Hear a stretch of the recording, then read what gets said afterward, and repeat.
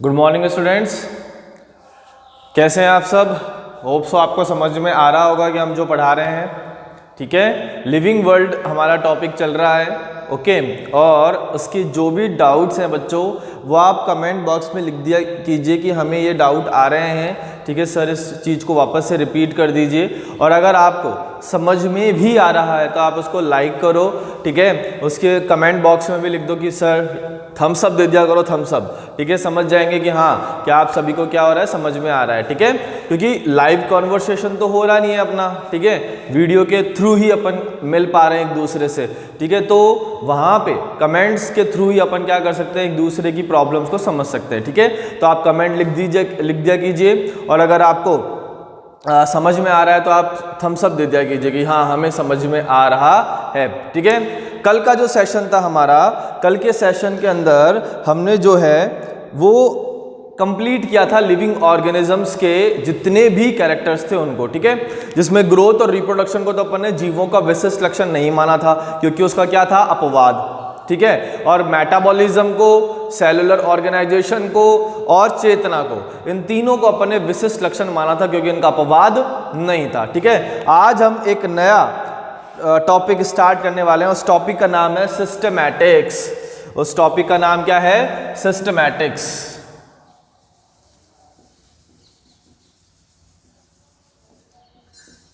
Systematics, ठीक है। हिंदी में भी इसको अपन सिस्टमैटिक्स से लिखेंगे। आज का जो टॉपिक है अपना वो क्या है, सिस्टमैटिक्स,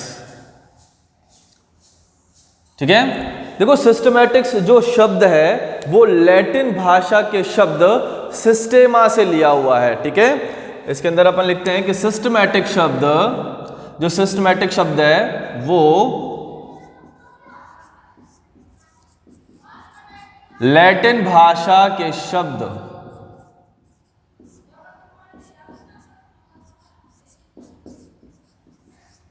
सिस्टेमा से लिया है, ठीक है। सिस्टमैटिक शब्द कहां से उत्पन्न हुआ है, सिस्टमैटिक शब्द लैटिन भाषा का एक शब्द है सिस्टेमा, वहां से उत्पन्न हुआ है, जिसका अर्थ क्या होता है, अरेंजमेंट ऑफ ऑर्गेनिज्म। इसका अर्थ क्या है, इसका अर्थ है जीवों का व्यवस्थीकरण, जीवों का व्यवस्थितकरण, ठीक है बच्चों। कि यहां पर जो सिस्टमैटिक शब्द है वो कहां से डिराइव हुआ है, लैटिन भाषा के शब्द से डिराइव हुआ है, ठीक है। और वो लैटिन भाषा का शब्द कौन सा है, सिस्टेमा।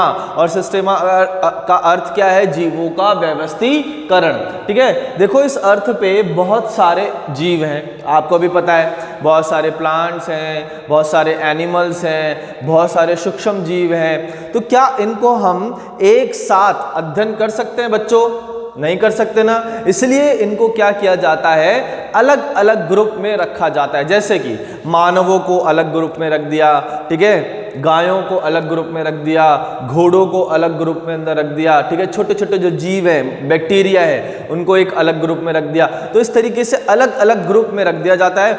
फिर एक ग्रुप के एक मेंबर की आप स्टडी करो, ठीक है। आपने पूरे जो जाति है उसकी स्टडी आसानी से कर ली, ठीक है। जैसे कि मानव जाति की बात करते हैं, तो मानव जाति में सिर्फ अगर मेरा पूरा का अध्ययन कर लिया जाए तो क्या आप पूरा मानव जाति का अध्ययन कर सकते हैं, बिल्कुल। क्योंकि मेरे अंदर जो सिस्टम है वो आप में और वही सिस्टम दूसरे लोगों के अंदर है, ठीक है। इसलिए इनको क्या किया जाता है, जीवों को व्यवस्थित किया जाता है, ठीक है। और जीवों को व्यवस्थित करना ही क्या कहलाता है, सिस्टमैटिक्स कहलाता है। अब एक चीज और देखो बच्चों यहाँ पर कि व्यवस्थित कैसे करें भाई। जैसे कि अपने प्रार्थना होती है स्कूल के अंदर, ठीक है। स्कूल में जब प्रार्थना होती है तब बहुत सारे बच्चे होते हैं, ठीक है। और उन सब बच्चों को क्या करना है, व्यवस्थित करना है। तो अपन क्या करते हैं कि 9th क्लास के बच्चे एक तरफ हो जाइए, 10th क्लास के बच्चे एक तरफ हो जाइए, ठीक है। और 11th क्लास के बच्चे एक तरफ हो जाइए। इसका मतलब कोई ना कोई आधार होता है ना, इसके लिए कोई ना कोई आधार होता है, तभी तो अपन क्या करते हैं, व्यवस्थीकरण करते हैं, ठीक है। तभी तो व्यवस्थीकरण करते हैं ना। तो इसलिए सिस्टमैटिक्स का भी एक आधार है, और वो आधार क्या है, बाह्य आकारिकी लक्षण, वो आधार क्या है, बाह्य आकारिकी लक्षण। तो यहां पर क्या करते हैं सिस्टमैटिक्स के अंदर, बाह्य आकारिकी लक्षणों के आधार पर जीवों को क्या कर देते हैं, समूह में बांट देते हैं। तो यहां पर दो चीजें आती है बेटा, ठीक है। सिस्टमैटिक्स की अगर अपन बात करें,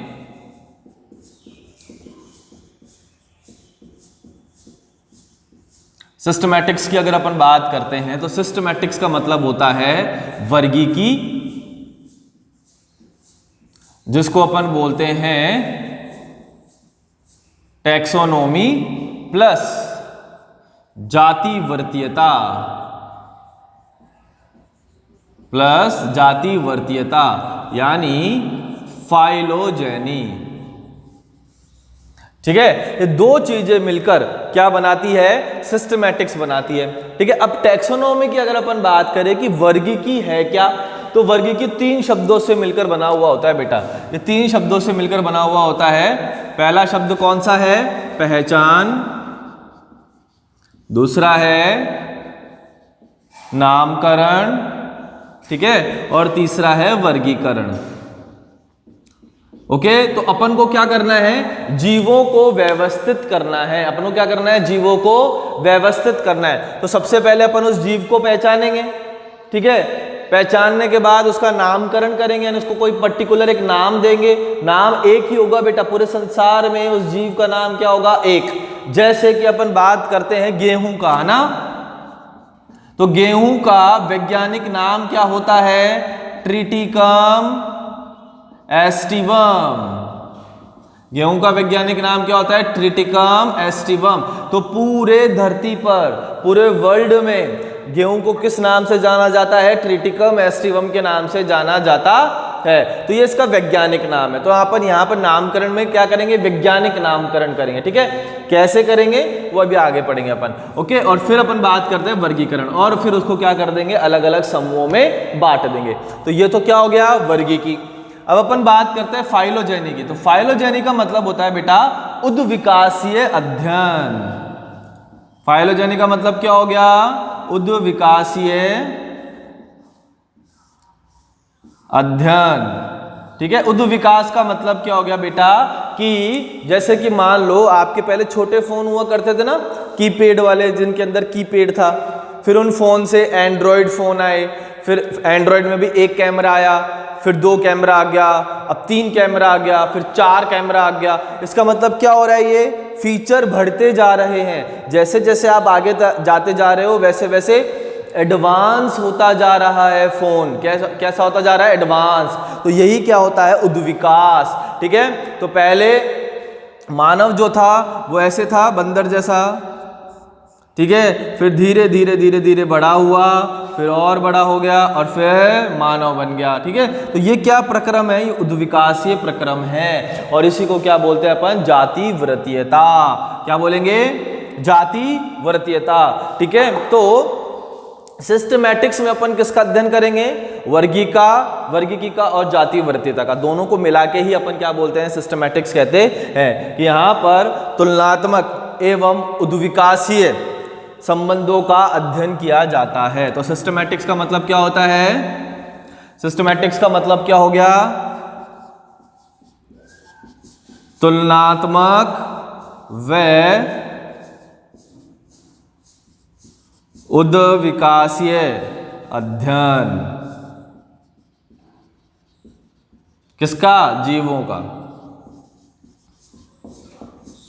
जीवों का तुलनात्मक व उद्विकासीय अध्ययन ही क्या कहलाता है, सिस्टमैटिक्स कहलाता है। और इसके अंदर पादपों के सभी बाह्य आकारिकी लक्षणों को लिया जाता है। और इसके अंदर क्या करते हैं, इसमें पादपों के सभी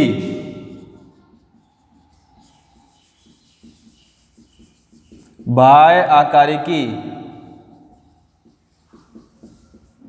लक्षणों को, या सभी लक्षणों का वर्णन किया जाता है।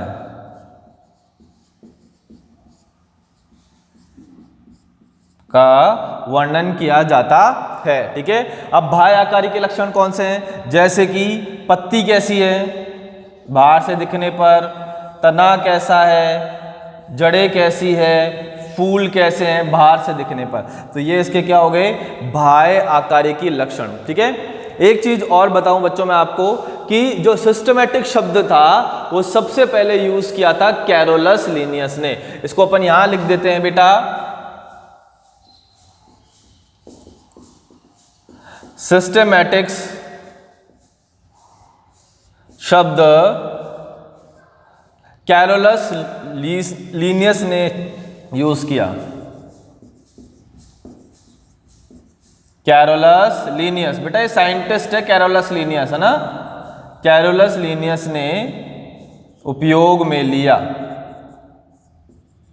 तो सबसे पहले जो सिस्टमैटिक शब्द था वो किसने उपयोग में लिया था? कैरोलस लीनियस ने उपयोग में लिया था। ठीक है, तो सिस्टमैटिक्स को वापस से रिपीट कर लेते हैं। सिस्टमैटिक्स जो है लैटिन भाषा के एक शब्द सिस्टेमा से लिया हुआ है, जिसका अर्थ है जीवों का व्यवस्थीकरण। ठीक है, सिस्टमैटिक शब्द को सर्वप्रथम यूज लेने वाले जो साइंटिस्ट थे वो थे कैरोलस लीनियस। कौन थे? Carolus Linnaeus. ठीक है, सिस्टमैटिक्स का मतलब हो गया वर्गीकी और जाति वृत्तता, दोनों को मिला के ही अपन क्या बोलेंगे? सिस्टमैटिक्स। वर्गीकी के 3 चरण है, पहचान, नामकरण और वर्गीकरण। ठीक है, इन तीनों को अपन अभी डिटेल में पढ़ेंगे। और फाइलोजेनी का मतलब होता है उद्विकासीय अध्ययन। क्या मतलब होता है इसका? उद्विकासीय अध्ययन। ठीक है, histology, history of evolutionary study. जीवों का तुलनात्मक और उद्विकासीय अध्ययन ही क्या कहलाता है? सिस्टमैटिक्स कहलाता है। पहले अपन ने इसको इस फॉर्म में लिखा था, अब अपन ने इसको इस फॉर्म में लिख दिया। ठीक है, कि जीवों का तुलनात्मक व उद्विकासीय अध्ययन ही क्या कहलाता है? सिस्टमैटिक्स कहलाता है। और इसमें पादपों के सभी बाह्य आकारी की लक्षणों का वर्णन किया जाता है, जैसे कि पत्ती, तना, जड़, फूल आदि। यहां तक समझ में आ गया बेटो? कोई दिक्कत यहां तक? ठीक है, उतारो इसको, फिर आगे बढ़ते हैं।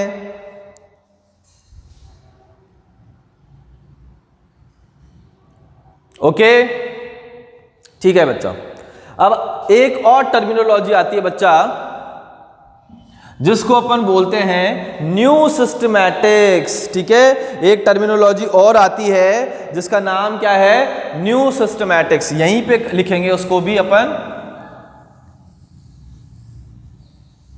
ठीक है, उसका नाम क्या है? न्यू सिस्टमैटिक्स, या फिर अपन इसको बोल सकते हैं नियो सिस्टमैटिक्स, कुछ भी बोल दीजिए, है ना।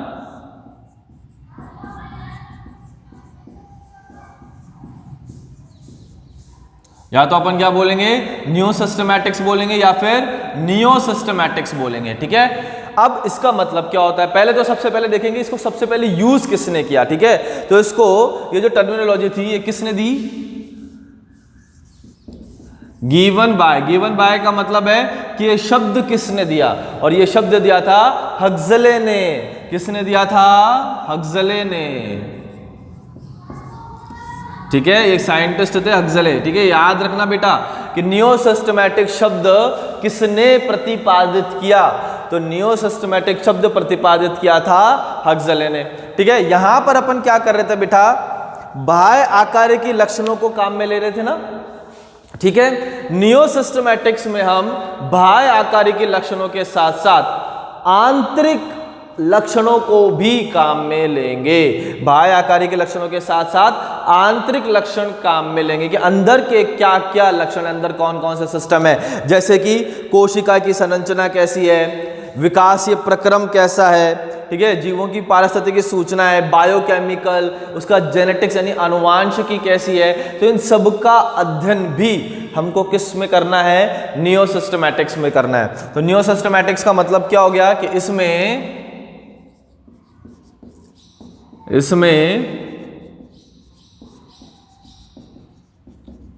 बाह्य आकारी की लक्षणों के साथ आंतरिक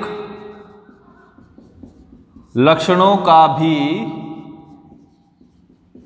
वर्णन किया जाता है।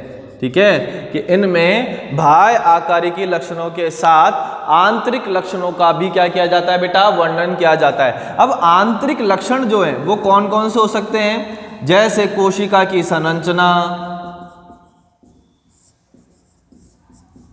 कोशिका की संरचना, ठीक है। फिर अपन बात कर सकते हैं आनुवांशिकी कैसी है उसकी, आनुवांशिकी के बारे में भी बात यहाँ पर अपन कर सकते हैं। ठीक है, दूसरा बायोकेमिकल यानी जैव रसायन के बारे में भी अपन यहाँ पे बात कर सकते हैं, जैव रासायनिक लक्षण। ठीक है, तो इन सब का अध्ययन किसमें किया जाता है, न्यू सिस्टमैटिक्स में किया जाता है। तो दोनों के अंदर देखो डिफरेंस क्या है बेटा, सिस्टमैटिक्स शब्द जो है वो किसने प्रतिपादित किया था, कैरोलस लीनियस ने। न्यू सिस्टमैटिक शब्द प्रतिपादित किया था हक्सले ने। ठीक है, सिस्टमैटिक्स के अंदर अपन बाह्य आकारिकी लक्षणों का वर्णन करते हैं और नियो सिस्टमैटिक्स के अंदर अपन बाह्य आकारिकी के साथ साथ आंतरिक लक्षणों का भी अध्ययन करते हैं। ठीक है, तो ये दो जो है शाखाएं हमने यहाँ पर पढ़ ली है। ठीक है, अब अपन नेक्स्ट टॉपिक स्टार्ट करने वाले हैं। यहां तक आप लोगों को सभी को समझ में आ गया होगा आई थिंक। ठीक है, अब नया टॉपिक स्टार्ट करते हैं जिसका नाम है टैक्सोनॉमी। टैक्सोनॉमी को अपन को क्या करना है, डिटेल में पढ़ना है, लेकिन उससे पहले हम जो है कुछ की पॉइंट्स पढ़ लेते हैं जो आपके एनसीईआरटी में दिए हुए हैं। ठीक है, तो की पॉइंट्स पढ़ लेते हैं जो आपके एनसीईआरटी के अंदर दिए हुए हैं, वो हम आपको बताते हैं। ओके, थोड़ा सा मिटा देता हूं उसको, फिर आपको जो आपके एनसीईआरटी के अंदर है और वो मोस्ट इंपॉर्टेंट है, कई बार वहां से क्वेश्चन भी आ जाते हैं। तो जैसे कि अब तक कम से कम 1.7 से 1.8 मिलियन जातियों को अभी तक पहचाना जा चुका है। देखो बेटा, इस धरती पर जितनी भी जातियां हैं, इस धरती पर जितनी भी जातियां हैं, ठीक है, उनमें से अब तक 1.7 से 1.8 मिलियन जातियों को पहचाना जा चुका है। ठीक है, तो अब तक की ज्ञात जातियां, अब तक की ज्ञात जातियां कितनी है बेटा, 1.7 से 1.8 मिलियन। ठीक है, 1.7 से 1.8 मिलियन जातियों को पहचाना जा चुका है। और अभी तक इस संसार में, इस धरती पर बहुत सारी जातियां ऐसी है जिनका पता ही नहीं है, जिनके बारे में वैज्ञानिक अभी खोज कर रहे हैं, और हो सकता है उनमें से कुछ जातियां तो विलुप्त भी हो चुकी हो। ठीक है, तो 1.7 टू 1.8 आपके एनसीईआरटी के अंदर सेम लाइन लिखा हुआ है ये। ठीक है, तो आपको याद रखना है ये data, 1.7 to 1.8 million species identified till date. ठीक है, ओके। नाउ नेक्स्ट अपन बात करें कि मैक्सिमम डाइवर्सिटी की सबसे ज्यादा जो विविधता है वो कहां देखने को मिलती है। ठीक है,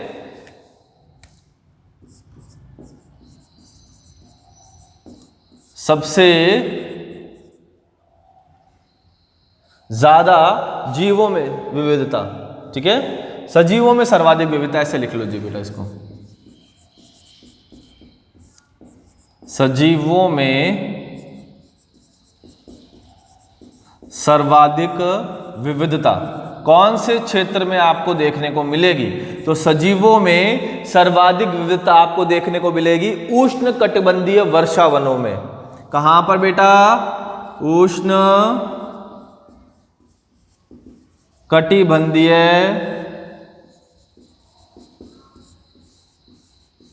वर्षा वनों के अंदर आपको देखने को मिलेगी। ठीक है, ट्रॉपिकल रेन फॉरेस्ट बोलते हैं बेटा इसको इंग्लिश में, क्या बोलते हैं, ट्रॉपिकल रेन फॉरेस्ट।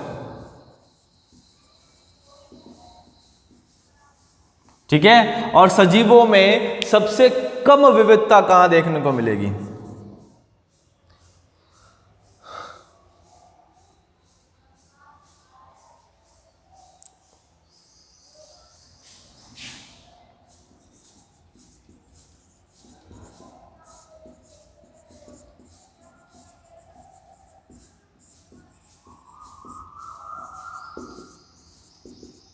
सजीवों में सबसे कम विविधता आपको देखने को मिलेगी टुंड्रा और डेजर्ट में। टुंड्रा प्रदेशों में व डेजर्ट में। डेजर्ट जानते हो ना, रेगिस्तान। कहां पे?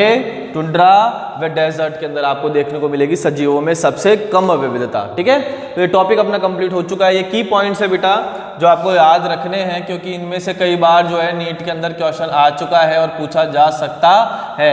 ठीक है, तो सबसे ज्यादा विविधता आपको देखने को मिलेगी ट्रॉपिकल रेन फॉरेस्ट के अंदर, यानी उष्णकटिबंधीय वर्षा वनों के अंदर, और सजीवों में सबसे कम विविधता आपको देखने को मिलेगी टुंड्रा और डेजर्ट के अंदर। और अब तक 1.7 से 1.8 मिलियन स्पीसीज को पहचाना जा चुका है। It's that clear? ओके, अब अपन नेक्स्ट टॉपिक स्टार्ट करते हैं जिसका नाम है टैक्सोनॉमी। ओके, यानी इस वर्गीकी को अपन डिटेल में पढ़ने वाले हैं। ठीक है ना?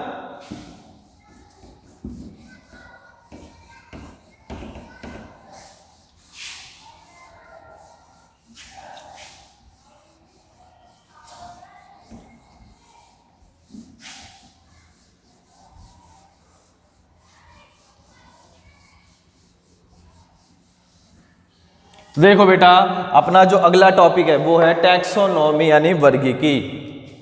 अपना जो अगला टॉपिक है वो क्या है? टैक्सोनॉमी।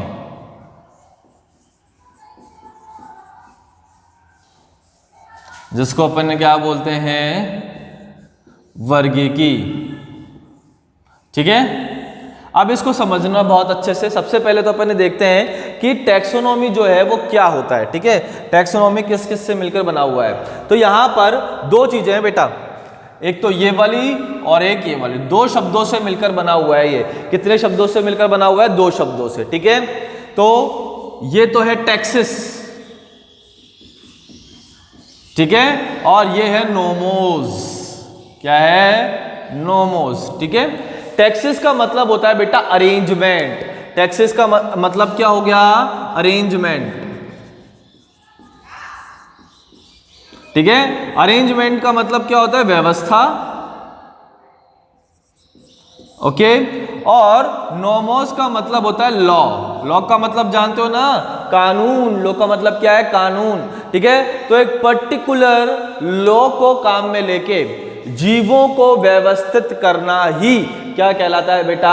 टैक्सोनॉमी कहलाता है, वर्गीकी कहलाता है। ठीक है, वापस समझो, ये दो शब्दों से मिलकर बना हुआ है। पहला शब्द तो क्या है? टैक्सिस, और दूसरा शब्द क्या है? नोमोज।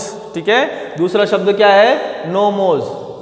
ओके, तो नोमोज का मतलब तो हो गया लॉ, और टैक्सेस का मतलब क्या हो गया बेटा? अरेंजमेंट। ठीक है, तो एक पर्टिकुलर कानून को या पर्टिकुलर लॉ को काम में लेके जीवों को व्यवस्थित करना ही क्या कहलाता है? टैक्सोनॉमी कहलाता है। यानी अपन यहां पर सिद्धांतों को काम में लेंगे और उनके विधियों को काम में लेंगे, और जीवों का क्या कर लेंगे? अपन वर्गीकरण कर देंगे, उनको अलग अलग समूह में व्यवस्थित कर देंगे। वही क्या कहलाता है? टैक्सोनॉमी। ठीक है, फादर ऑफ टैक्सोनॉमी कौन है? Carolus Linnaeus. अपन यहां पे लिख देते हैं फादर ऑफ टैक्सोनॉमी, यानी वर्गीकी के जनक कौन है? Carolus Linnaeus.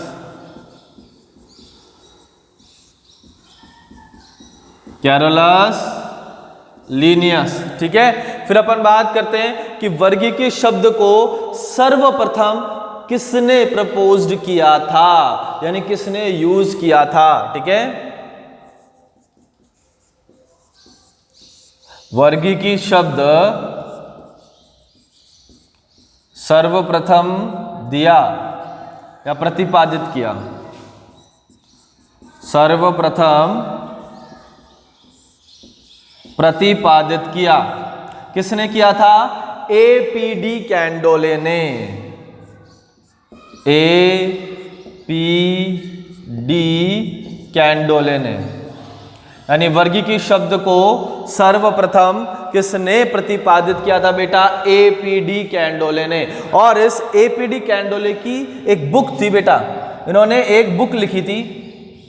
ठीक है, जिसका नाम है थ्योरी ऑफ एलिमेंट्री बॉटनी। जिसका नाम क्या है? Theory of elementary botany. ठीक है। तो टैक्सोनॉमी दो शब्दों से मिलकर बना हुआ है, टैक्सेस से और नोमोस से। टैक्सेस का मतलब तो क्या हो गया, अरेंजमेंट, और नोमोस का मतलब हो गया लॉ। ठीक है, तो एक लॉ के अकॉर्डिंग जीवों को व्यवस्थित करना ही क्या कहलाता है, टैक्सोनॉमी कहलाता है। फादर ऑफ टैक्सोनॉमी कौन है, कैरोलस लिनियस। ठीक है, और वर्गीकृत शब्द सर्वप्रथम किसने प्रतिपादित किया था, APD कैंडोले ने, यानी और इनकी जो बुक थी वो थी थ्योरी ऑफ एलिमेंट्री बॉटनी। ठीक है, अब यहां पर अपन बात करते हैं टैक्सोनॉमी की। तो जैसे कि हमने पहले भी पढ़ा है कि टैक्सोनॉमी जो है 3 चरणों में संपन्न होता है। टैक्सोनॉमी के कितने चरण हैं, 3 चरण हैं।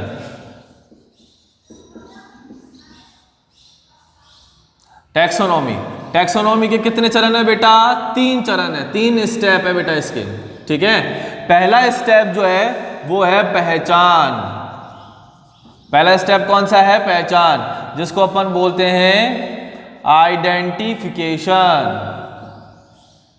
ठीक है, दूसरे चरण की अगर अपन बात करें तो दूसरा चरण कौन सा है, नामकरण, जिसको अपन बोलते हैं नोमेनक्लेचर।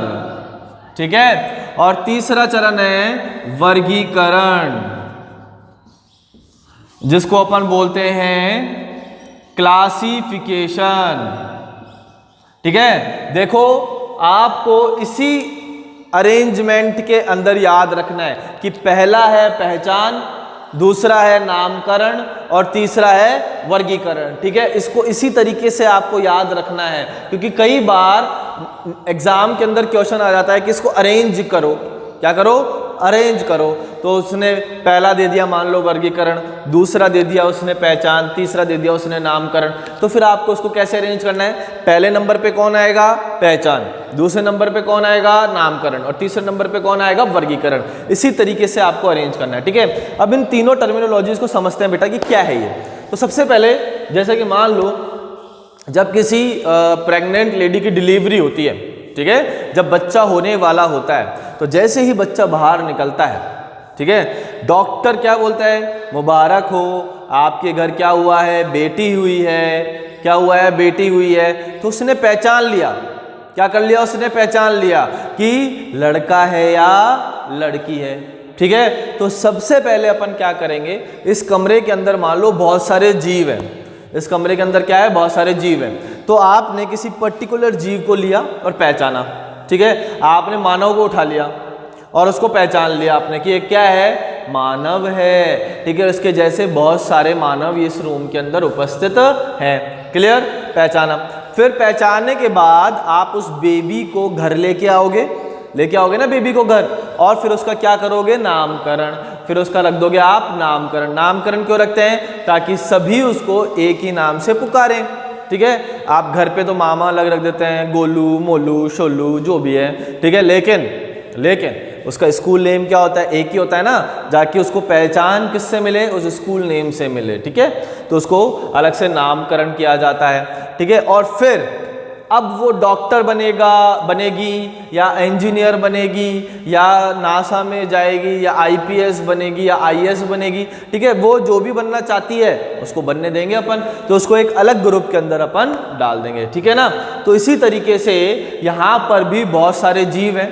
ठीक है, तो सबसे पहले अपन क्या करते हैं, जीवों को पहचानते हैं। सबसे पहले अपन क्या करेंगे, जीवों को पहचानेंगे। जीवों को पहचानने के बाद उसका नामकरण करेंगे, ताकि इस पूरी संसार के अंदर उसको एक ही नाम से जाना जाए। जैसे कि मैंने आपको बताया था गेहूं का, तो गेहूं का बॉटनिकल नेम क्या होता है, ट्रिटिकम एस्टिवम। तो पूरे संसार के अंदर उसको ट्रिटिकम एस्टिवम के नाम से ही जाना जाता है। या फिर आप ले लो आम का, मैंजीफेरा इंडिका। ठीक है, तो पूरे संसार में उसको मैंजीफेरा इंडिका के नाम से ही जाना जाता है। तो नामकरण कर लेंगे। नामकरण के लिए कुछ अंतर्राष्ट्रीय नियम है बेटा। ठीक है, कुछ इंटरनेशनल रूल्स हैं जिसके आधार पर हम नामकरण करते हैं। ठीक है, वो अपन देखेंगे, और फिर उसको क्या कर देंगे, अलग अलग समूह में बांट देंगे, जिसको अपन क्या बोलते हैं, वर्गीकरण। जिसको क्या बोलेंगे अपन, वर्गीकरण। ठीक है, तो वह क्रिया जिसमें किसी जीव को किसी अन्य जीव से पहचाना जाता है, ठीक है, वो क्या कहलाता है, पहचान कहलाता है। ठीक है, वह क्रिया जिसमें किसी जीव को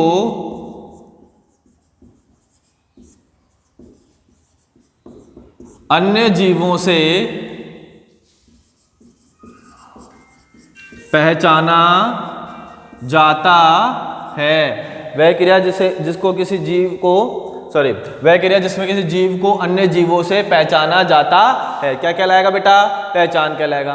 नामकरण के अंदर अपन क्या लिखेंगे कि किसी भी जीव को नामकरण के अंतरराष्ट्रीय नियमों के अनुसार नाम देना।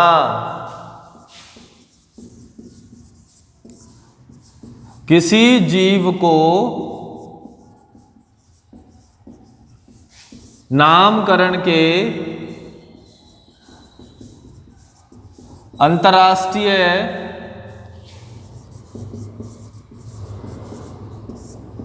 नियमों के अनुसार नाम देना। ठीक है, किसी जीव को नामकरण के अंतरराष्ट्रीय नियमों के अनुसार नाम देना क्या कहलाता है बेटा? नामकरण कहलाता है। क्या कहलाता है? नामकरण।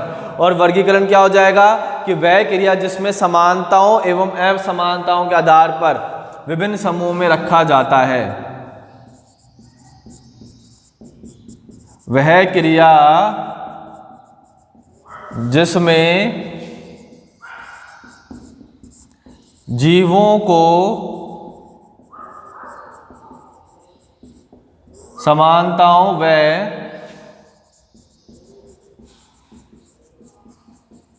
असमानताओं के आधार पर अलग अलग समूहों में रखा जाता है। ठीक है, तो वह क्रिया जिसमें जीवों को समानता और असमानताओं के आधार पर अलग अलग समूह में रखा जाता है वो क्या कहलाता है बेटा? क्लासिफिकेशन कहलाता है, वर्गीकरण कहलाता है। ठीक है, तो 3 चरण होते हैं टैक्सोनॉमी के। सबसे पहले हम उसको पहचानेंगे, फिर उसका अंतर्राष्ट्रीय नियमों के अनुसार उसका नामकरण करेंगे और फिर उसको समानताओं और असमानताओं के आधार पर अलग अलग ग्रुप्स के अंदर अपन उसको बांट देंगे। ठीक है, ताकि अपन उसका आसानी से क्या कर सके? अध्ययन कर सके। ठीक है, तो ये कंप्लीट होता है आपके टैक्सोनॉमी। ठीक है, अब अपन एक एक करके इसको डिटेल में पढ़ते हैं। तो सबसे पहले अपन पढ़ने वाले हैं नामकरण। ठीक है, पहचान तो अपन ने लिया ही कि अपन ने क्या कर लिया?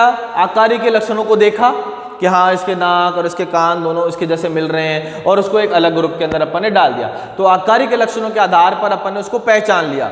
अब पहचानने के बाद अपन को क्या करना है? नामकरण करना है। ठीक है, तो नामकरण करने के लिए अपन को अंतर्राष्ट्रीय नियम भी तो पढ़ने पड़ेंगे।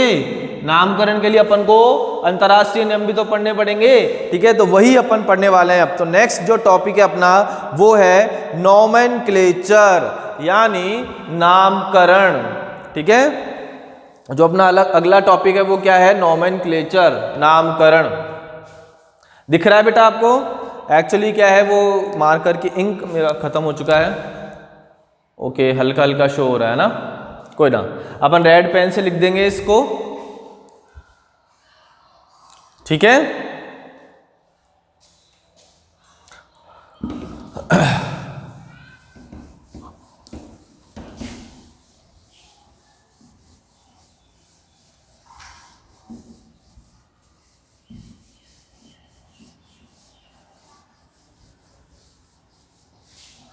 ओके बेटा।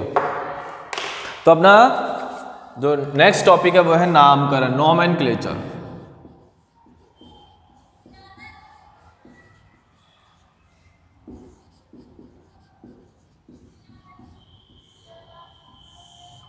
ठीक है, देखो बेटा, किसी न किसी ऑर्गेनिज्म का, ठीक है, हर जीव का कोई ना कोई एक नाम होता है।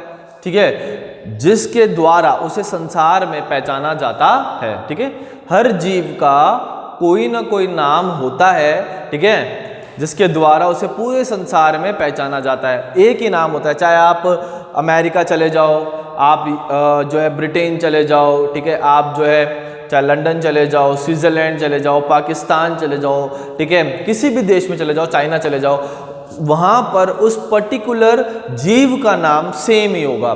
जैसे अपन ने बात की गेहूं की, तो गेहूं का नाम अपन ने क्या बताया? Triticum aestivum. क्या बताया अपन ने? Triticum aestivum. तो संसार के किसी भी कोने में आप चले जाओ, गेहूं का नाम क्या होगा? ट्रिटिकम एस्टिवम होगा, ताकि उसे पहचाना जा सके। अब नामकरण जो होता है ना, वो दो प्रकार के होते हैं बेटा, ठीक है। नामकरण कितने प्रकार के होते हैं? दो प्रकार के होंगे।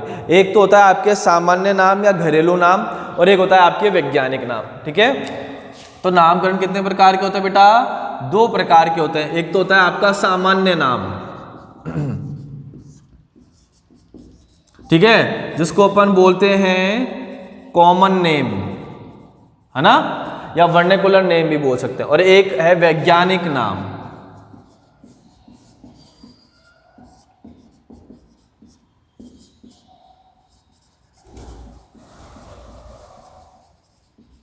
एक कौन सा नाम है? वैज्ञानिक नाम, जिसको अपन बोलते हैं साइंटिफिक नेम।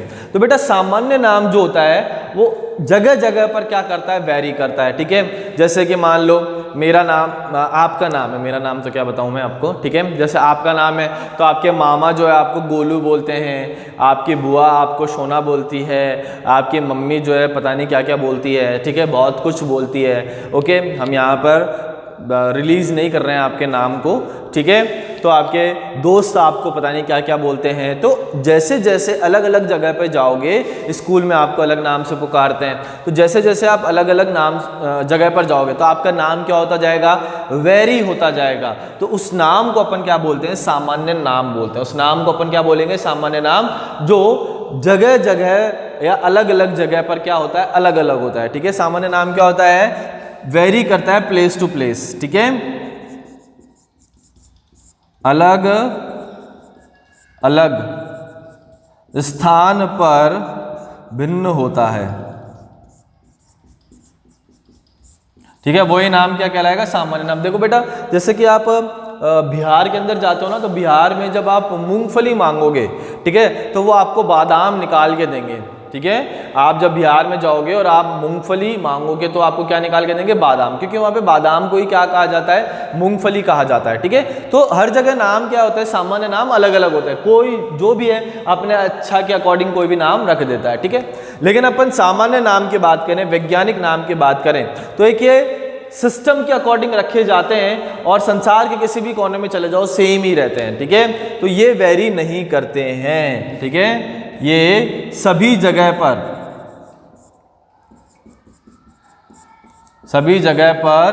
एक ही नाम से जाने जाते हैं।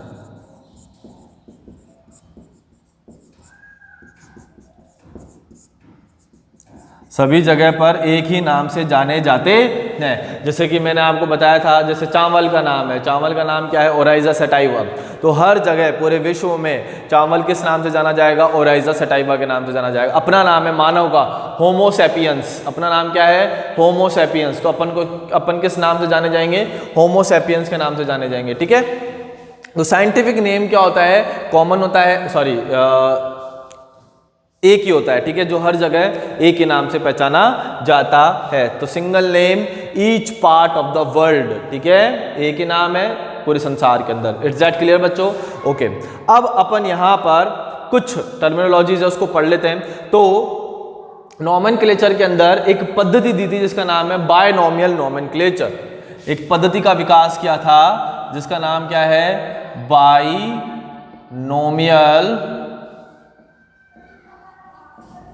नोमेनक्लेचर, ठीक है, जिसका नाम है द्विनामकरण पद्धति, ठीक है, जिसका नाम क्या है? द्विनामकरण पद्धति, ठीक है, बायनोमियल नोमेनक्लेचर, द्विनामकरण पद्धति, ठीक है। तो इसको सबसे पहले प्रपोज किया था गैस्पर्ड बाहिन ने, प्रपोज्ड बाय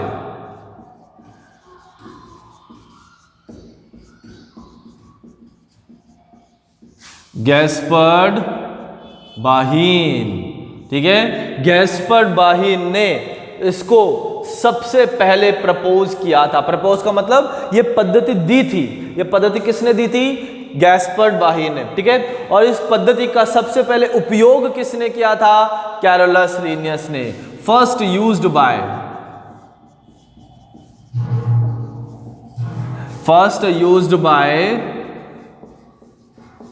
कैरोलस लीनियस। सबसे पहले उपयोग में किसने लिया था? कैरोलस लीनियस ने। First used by Carolus Linnaeus ने। इसलिए कैरोलस लीनियस को द्विनामकरण पद्धति का फाउंडर कहा जाता है। फाउंडर ऑफ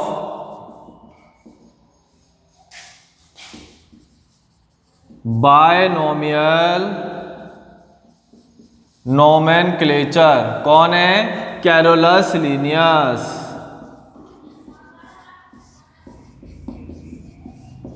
कौन है बेटा? Carolus Linnaeus. तो द्विनामकरण पद्धति को सबसे पहले दिया किसने? गैस्पर्ड बाहीन ने। सबसे पहले यूज किसने किया? कैरोलस लीनियस ने।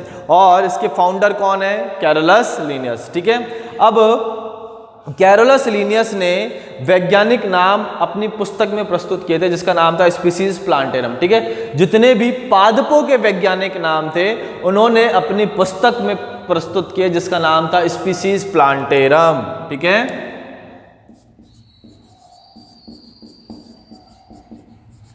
कैरोलस लीनियस ने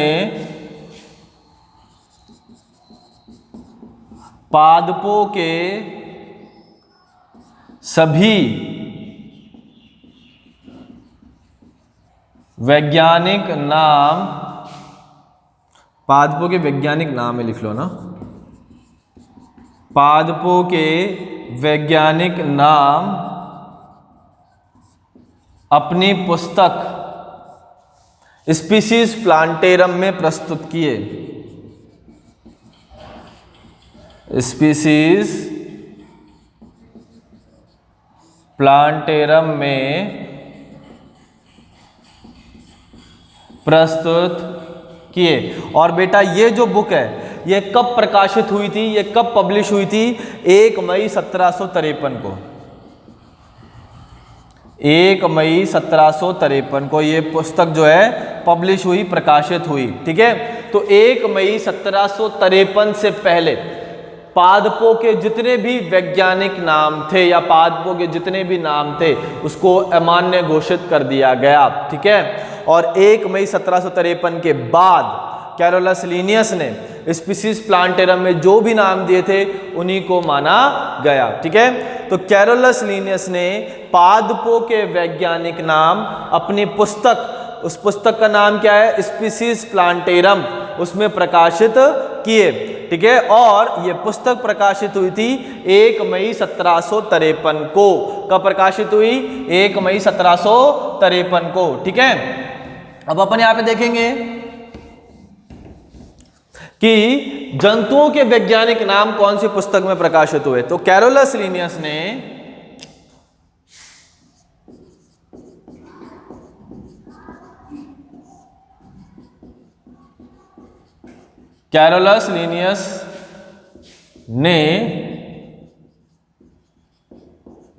जंतुओं के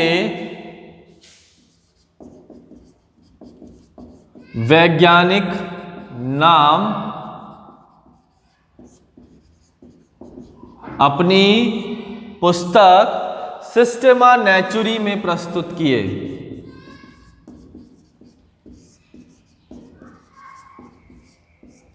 सिस्टेमा नेचुरी में प्रस्तुत किए। और बेटा ये वाली जो बुक है ये प्रकाशित हुई थी 1 अगस्त 1758 को। ये पुस्तक कब प्रकाशित हुई? 1 अगस्त 1758 को, ठीक है। तो नामकरण की कौन सी पद्धति है? द्विनामकरण पद्धति है। और द्विनामकरण पद्धति को प्रपोज किया था सबसे पहले गैस्पर्ड बाहीन ने, ठीक है। इसको यूज किया था सबसे पहले कैरोलस लीनियस ने। इसके फाउंडर कौन है? Carolus Linnaeus. और कैरोलस लीनियस ने पादपों के वैज्ञानिक नाम अपनी पुस्तक स्पीसीज प्लांटेरम में प्रस्तुत किए और वो पुस्तक प्रकाशित हुई थी 1 मई 1753 को, ठीक है। और कैरोलस लिनियस ने जंतुओं के वैज्ञानिक नाम अपनी पुस्तक में प्रकाशित किए जिसका नाम था सिस्टेमा नेचुरी, और ये प्रकाशित हुई थी 1 अगस्त 1758 को, ठीक है। अब अपन को क्या करना है, वैज्ञानिकों के नामकरण जीवों का वैज्ञानिक नामकरण करना है अंतर्राष्ट्रीय नियमों के अनुसार। तो द्विनामकरण पद्धति के क्या क्या नियम है, ठीक है, और किस तरीके से हम जीवों का वैज्ञानिक नाम रखते हैं, ठीक है, वो हम पढ़ेंगे कल की क्लास के अंदर, ठीक है। तो यहाँ तक अगर आपको समझ में आ गया है तो आप थम्स अप कर दीजिएगा, उसमें बता दीजिएगा कि हाँ समझ में आ गया है, और अगर आपके कोई डाउट है तो आप उसमें हमको कमेंट बॉक्स में लिख दीजिएगा, हम नेक्स्ट क्लास के अंदर उसको देख लेंगे, ठीक है। कल का जो वीडियो मैं देख नहीं पाया था, ठीक है, उसके आज वीडियो देख लूंगा, अगर उसके अंदर आपने कोई डाउट लिखे होंगे तो अपन कल की क्लास में सॉल्व कर लेंगे, ठीक है बच्चा। Thank you so much.